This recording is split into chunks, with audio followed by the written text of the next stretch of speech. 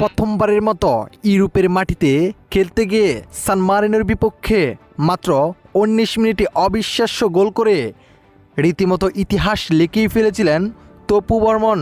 কিন্তু বাংলাদেশের goalkeeper Mithul Burma কেমন গোল ছাড়লেন, যেটা দেখে রীতিমতো রেগে গেলেন ভক্ত সমর্থকরা।